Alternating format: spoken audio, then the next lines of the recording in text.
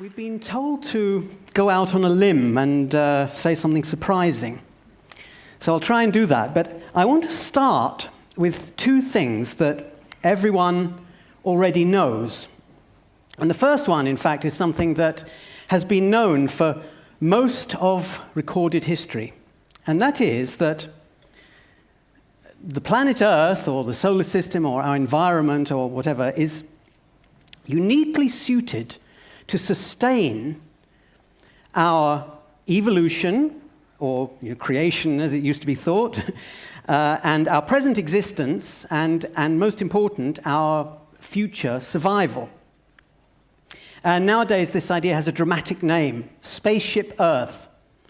And the idea there is that outside the spaceship, the universe is implacably hostile, and inside is all we have, all we depend on, and we only get the one chance. If we mess up our spaceship, we've got nowhere else to go.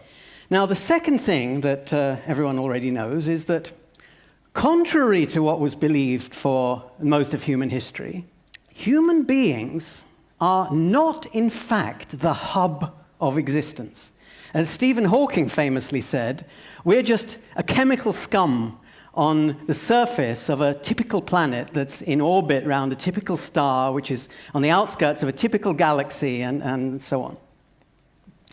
Now, the first of those two things that everyone knows is kind of saying that we're at a very untypical place, it's uniquely suited, and so on. And the second one is saying that we're at a typical place, and especially if you regard these two as deep truths to live by and to inform your life decisions, then they seem a little bit to conflict with each other. But that doesn't prevent them from both being completely false. And they are. So let me start with the second one, typical. Well, is this a typical place? Well, let's look around, look in a random direction, and we see a wall and chemical scum, and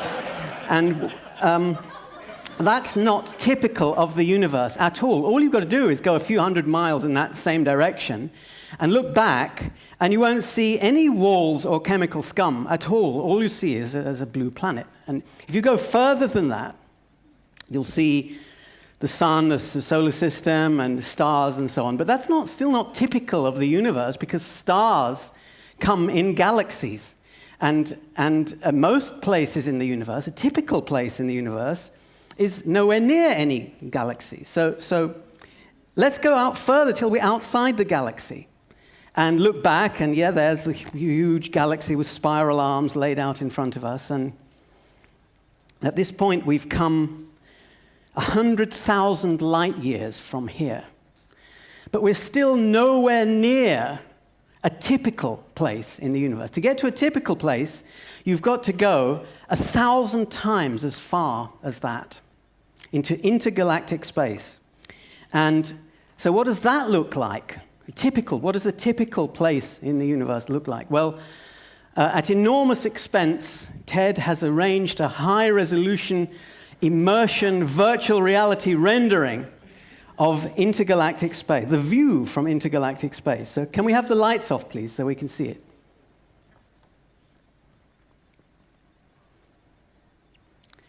Well, not quite perfect. You see, in intergalactic space is completely dark, pitch dark. It's so dark that if you were to be looking at the nearest star to you, and that star were to explode as a supernova, and you were to be staring directly at it at the moment when its light reached you, you still wouldn't be able to see even a glimmer.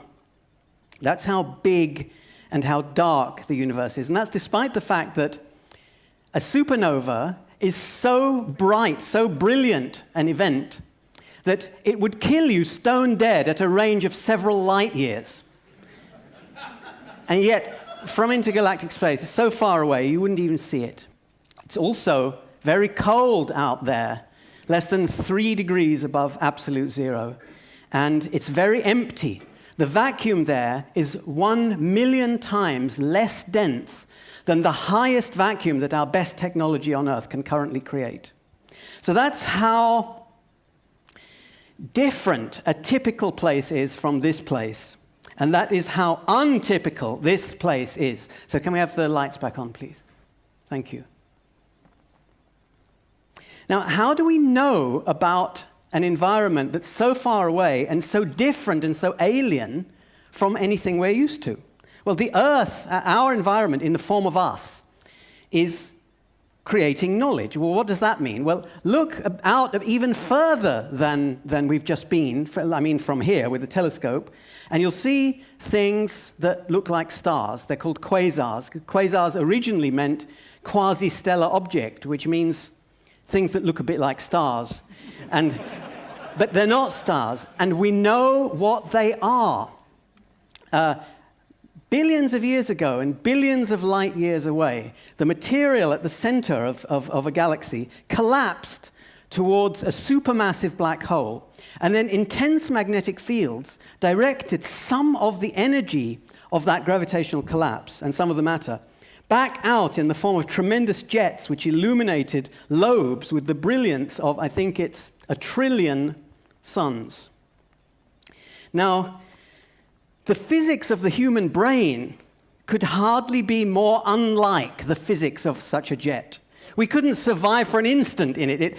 The language breaks down when trying to describe what it would be like in one of those jets. It would be a bit like experiencing a supernova explosion, but at point-blank range and for millions of years at a time.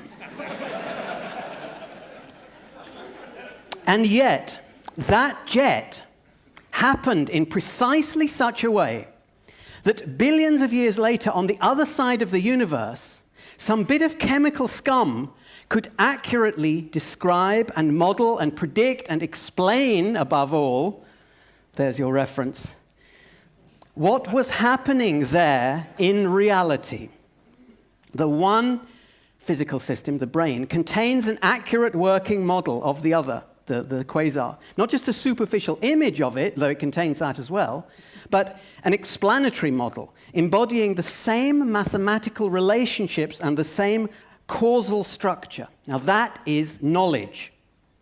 And if that weren't amazing enough, the faithfulness with which the one structure resembles the other is increasing with time. That is the growth of knowledge. So the laws of physics have this special property, that physical objects, as unlike each other as they could possibly be, can nevertheless embody the same mathematical and causal structure, and to do it more and more so over time. So we are a chemical scum that is different. This chemical scum has universality. Its structure contains, with ever-increasing precision, the structure of everything. This place, and not other places in the universe, is a hub which contains within itself the structural and causal essence of the whole of the rest of physical reality. And so far from being insignificant, the fact that the laws of physics allow this, or even mandate that this can happen, is one of the most important things about the physical world. Now, how does the solar system, in our environment, in the form of us, acquire this special relationship with the rest of the universe? Well, one thing that's true about Stephen Hawking's remark, I mean, it is true, but it's the wrong emphasis. One thing that's true about it is that it doesn't do it with any special physics. There's no special dispensation, no miracles involved. It does it simply with three things that we have here in abundance. One of them is matter, because, well, the growth of knowledge is a form of information processing. Information processing is computation. Computation requires a computer. There's no known way of making a computer without matter. We also need energy to make the computer, and most important, to make the media, in effect, on which we record the knowledge that we discover. And then, thirdly, less tangible, but just as essential for the open-ended creation of knowledge, of explanations, is evidence.